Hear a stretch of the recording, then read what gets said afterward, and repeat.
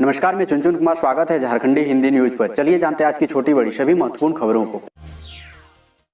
CM Hemant Soren ने lockdown में इस बार लगाई ये शर्तें। झारखंड में कोरोना वायरस संक्रमण के बढ़ते मामलों को देखते हुए मुख्यमंत्री हेमंत सोरेन ने बुधवार को आपदा प्रबंधन प्राधिकार के सदस्यों के साथ उच्च स्तरीय बैठक की। बैठक में यह निर्णय लिया गया कि आंशिक लॉकडाउन को एक सप्ताह के लिए सख्ती के साथ बढ़ाया जा रहा है। अब तक जहाँ रात के 8 बजे तक राज्य में दुकानों को खोलने की अनुमति दी गई थी, वहीं अब दुकानें दोपहर 3 बजे तक ही खुलेगी। दवा दुकानों के लिए समय की कोई बाध्यता नहीं है। दोपहर 3 बजे तक ही लोग मूवमेंट कर सकेंगे। आगामी 6 मई की सुबह 6 बजे तक यह आदेश प्रभावी रहेगा। 9वीं 11वीं के छात्र बिना परीक्षा के होंगे पास, 10वीं 12वीं पर संशय। झारखंड में पहली से 8वीं कक्षा के छात्रों की तर्ज पर 9वीं और 11वीं के छात्र भी बिना परीक्षा दिए ही पास होंगे। झारखंड एकेडमिक काउंसिल ने 9वीं और 11वीं के छात्रों को बगैर परीक्षा के ही प्रमोट करने का फैसला लिया है। झारखंड एकेडमिक काउंसिल ने स्कूली शिक्षा विभाग और साक्षरता विभाग को परीक्षा नहीं लेने की स्थिति में छात्रों को पास करने का फॉर्मूला तय करने को कहा है। वहीं 10वीं और 12वीं की परीक्षा को लेकर अभी तक असमंजस की स्थिति बनी हुई है। काउंसिल ने 10वीं और 12वीं की परीक्षा लेने को छात्रों के हित में बताया है।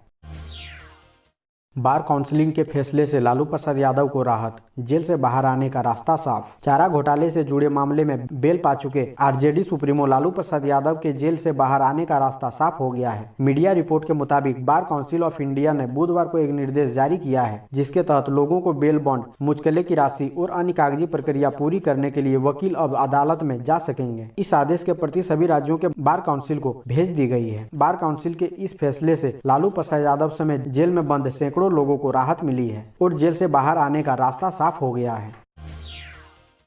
जनशताब्दी एक्सप्रेस से आरपीएफ ने पटना के 3 यात्रियों को दबोचा। बिहार ले जा रहे थे शराब की बड़ी खेप। कोडरमा आरपीएफ ने गुप्त सूचना के आधार पर रांची पटना जनशताब्दी एक्सप्रेस के बोगी संख्या D8 से भारी मात्रा में अंग्रेजी शराब बरामद किया है। साथ ही शराब तस्करी के आरोप में 3 को गिरफ्तार किया गया है। इन आरोपितों के पास से बरामद शराब को बिहार ले जाया जा रहा था। दरअसल कोडरमा आरपीएफ को गुप्त सूचना प्राप्त हुई थी कि जनशताब्दी एक्सप्रेस से शराब तस्करों के द्वारा बिहार शराब की तस्करी की जा रही है।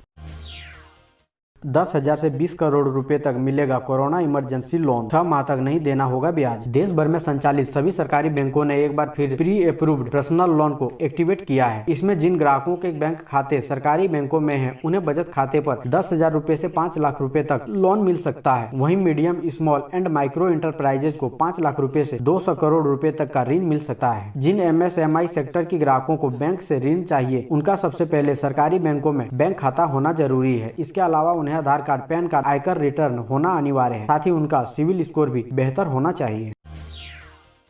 गैस सिलेंडर डिलीवरी के लिए बढ़ गया वेटिंग पीरियड। अब 1 दिन की जगह इतने दिन करना होगा इंतजार। कोरोना काल में संक्रमण के बढ़ते केस के बीच अगले कुछ दिनों में आपको LPG सिलेंडर के लिए ज्यादा इंतजार करना पड़ सकता है। इसकी सबसे बड़ी वजह वेंडर का भारी संख्या में संक्रमित होना है। पिछले 20 दिनों में डिलीवरी वेटिंग पीरियड 1 दिन से बढ़कर 3 दिन तक हो गया है। संक्रमण के मामलों को देखते हुए आने वाले दिनों में वेटिंग पीरियड और बढ़ाने की आशंका है। सरायकेला उपायुक्त ने कहा, धैर्य, अनुशासन व गाइडलाइन के पालन से हारेगा कोरोना। सरायकेला जिले में कोरोना संक्रमण के बढ़ते प्रसार को देखते हुए उपायुक्त अरवा राजकमल ने जिला वासियों से सहयोग करने की अपील की है। साथ ही सरकार की ओर से जारी गाइडलाइन का पालन करने की बात कही है। उपायुक्त ने कहा कि मजबूत इच्छा शक्ति, सरकारी गाइडलाइन का अनुपालन करने व अनुशासन में रहने से कोरोना पर सहजता से विजय पाया जा सकता है। संकट की इस घड़ी में जिले वासी धैर्य बनाकर रखें। हम सभी मिलकर आपसी सहयोग व समन्वय के साथ इस संक्रमण को परास्त करने का कार्य करेंगे। संक्रमण से संबंधित किसी प्रकार की खबर से पैनिक होने की जरूरत नहीं है। सावधानी बरतें और अनावश्यक रूप से बाहर जाने से बचें। अति आवश्यक कार्य से घर से बाहर निकलने के दौरान फेस मास्क व शारीरिक दूरी का अनुपालन करें। रांची एयरपोर्ट से बंद हो सकती है अहमदाबाद समेत कई शहरों की उड़ानें। राजधानी के बिरसा मुंडा एयरपोर्ट से महानगरों के लिए जाने वाले यात्रियों की कमी पड़ गई है। रांची से दिल्ली, मुंबई, हैदराबाद, बेंगलुरु, कोलकाता, अहमदाबाद आदि शहरों को जाने वाले यात्री अब कम निकल रहे हैं। इसके चलते अब कंपनियां अपनी उड़ानें सीमित करने की सोच रहे हैं। 3 दिनों के अंदर ही रांची एयरपोर्ट से उड़ान भरने वाली कुल 19 फ्लाइटें रद्द हो चुकी है। बुधवार को ही एयरपोर्ट से दिल्ली, मुंबई, कोलकाता और चेन्नई के लिए उड़ान भरने वाली 10 उड़ानें रद्द कर दी गई है। सूत्रों की माने तो जल्द ही रांची एयरपोर्ट से उड़ानों की संख्या कम हो सकती है। कई शहरों के लिए उड़ान बंद हो सकती है। टाइफाइड के बहाने कोरोना दे रहा धोखा, रहें सतर्क। रिपोर्ट नेगेटिव आने के बावजूद ले चिकित्सकों की राय। अगर आपको ठंड लगने के साथ ज्यादा बुखार हो रहा है तो सतर्क रहें। अधिकांश ऐसे मामले सामने आ रहे हैं जिसमें टाइफाइड के लक्षण वाले मरीज कोरोना संक्रमित हो रहे हैं। कई बार रैपिड या RT-PCR जांच रिपोर्ट में कोरोना नेगेटिव आ रहा है। टाइफाइड की आड़ में कोरोना वायरस तमाम कोरोना जाँच को धोखा दे रहा है। डॉक्टर रविकांत चतुर्वेदी ने कहा कि जिन लोगों को टाइफाइड के लक्षण है वह कोरोना पॉजिटिव होने के बावजूद जांच में नेगेटिव मिल रहे हैं। ऐसे लोग विशेष रूप से सतर्क रहें। इन मामलों में वायरस फेफड़े में छिपकर तेजी से नुकसान पहुंचा रहा है। धर्मावलंबियों का बड़ा फैसला, 10 मई तक कोई भी प्रार्थना सभा नहीं, विवाह में भी केवल ये लोग हो सकेंगे शामिल। सरना धर्म प्रार्थना सभा भारत ने ऑनलाइन बैठक कर निर्णय लिया है कि कोरोना के बढ़ते संक्रमण के मद्देनजर सरना प्रार्थना सभा के सभी कार्यक्रम 10 मई तक स्थगित किए जाते हैं। इसके साथ ही यह निर्देश भी जारी किया गया है कि विवाह समारोह वर पक्ष के 5 और वधु पक्ष के 5 की उपस्थिति में कराए जाएंगे। चुमावन व सारथी के कार्य अभी नहीं किए जाएंगे और जिन्हें आमंत्रण पत्र दिया गया है उन्हें फोन कर कार्यक्रम में आने से मना करें ताकि भीड़ न हो। कोरोना का संक्रमण कम होने पर बाद में अपनी सुविधा के अनुसार तिथि तय कर चुमावन व सारथी के कार्यक्रम कर सकते हैं। रेल यात्री रद्द करवा रहे टिकट, खाली जा रही ट्रेनें। रांची में लोग अपनी रेल यात्रा रद्द कर रहे हैं। यात्रियों ने रेलवे टिकट रद्द करना शुरू कर दिया है। कोरोना वायरस के बढ़ते प्रभाव के बीच लोग रेल यात्रा निरस्त कर रहे हैं। बुधवार को रांची रेलवे स्टेशन पर 185 लोगों ने टिकट खरीदा। इसमें से 96,555 रुपए मिले। दूसरी ओर 132 लोगों ने टिकट निरस्त करा दिया। इससे रेलवे को 94,530 रुपए यात्रियों को वापस करने पड़े हैं। इस तरह देखा जाए तो रेलवे को बुधवार को महज 2,000 रुपए की आमदनी हुई है। भाजपा नेता लक्ष्मण गिलुआ का निधन, सीएम हेमंत बाबूलाल ने जताया शोक। भारतीय जनता पार्टी ने आज अपना एक बड़ा आदिवासी नेता खो दिया। पूर्व प्रदेश अध्यक्ष लक्ष्मण गिलुआ का गुरुवार को निधन हो गया। रात 2:10 पर उन्होंने जमशेदपुर के टाटा मोटर हॉस्पिटल में अंतिम सांसें ली। वे कोरोना संक्रमित थे, उनका इलाज चल रहा था। गिलुआ के निधन पर सीएम हेमंत सोरेन, बाबूलाल मरांडी, दीपक प्रकाश और बन्ना गुप्ता समेत झारखंड के कई नेताओं ने गहरा शोक व्यक्त किया है। झारखंड के मुख्यमंत्री हेमंत सोरेन ने गिलुआ के निधन पर शोक जताया है। सीएम हेमंत सोरेन ने ट्वीट कर अपने संदेश में लिखा, पूर्व सांसद और पूर्व भाजपा प्रदेश अध्यक्ष आदरणीय लक्ष्मण गिलुआ जी के निधन की सूचना से अत्यंत मर्माहत हूँ। वह एक सरल स्वभाव के व्यक्ति थे। झारखंड की राजनीति में उनकी कमी हमेशा खलेगी। परमात्मा दिवंगत आत्मा को शांति प्रदान कर परिवार को दुख की घड़ी सहन करने की शक्ति दे।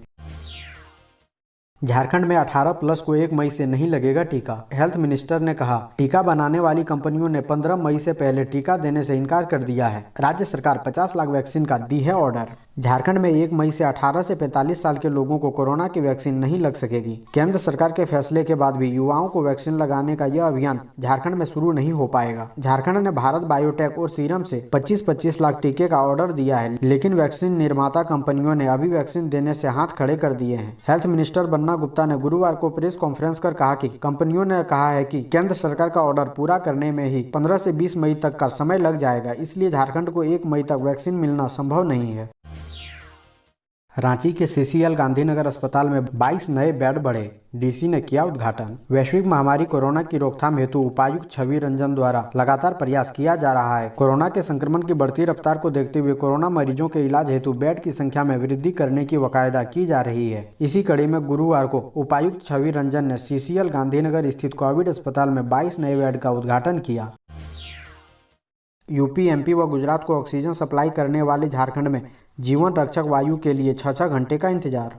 झारखंड में ऑक्सीजन की पर्याप्त उपलब्धता के बावजूद अस्पतालों में इसकी समय रहते डिलीवरी नहीं हो पा रही है। उत्तर प्रदेश, मध्य प्रदेश, गुजरात जैसे राज्यों को ऑक्सीजन की सप्लाई करने वाले राज्य की राजधानी रांची के कोविड अस्पताल में एक सिलेंडर के लिए 6-6 घंटे इंतजार करना पड़ रहा है। सदर अस्पताल रांची में सुबह 6 बजे ऑक्सीजन के कई सिलेंडर खाली हो गए। लोग खाली सिलेंडर को अस्पताल के ग्राउंड फ्लोर में जमा कर सप्लाई आने का इंतजार करते रहे। करीब 6 घंटे बाद ऑक्सीजन सप्लाई करने वाली गाड़ी पहुंची। बताया जा रहा है कि जैसे जैसे मरीजों का ऑक्सीजन कम हो रहा था, वैसे वैसे उनके परिजनों की सांसें अटक रही थी। किसी अनहोनी की आशंका में लोग बेचैन नजर आ रहे थे। ऑक्सीजन की गाड़ी पहुंचने के बाद लोगों ने राहत की सांस ली। बताया जा रहा है कि सदर अस्पताल ही नहीं बल्कि तमाम निजी अस्पतालों से लेकर होम आइसोलेशन तक में रह रहे लोगों के पास ऑक्सीजन की निर्बाध आपूर्ति में लगातार परेशानी आ रही है।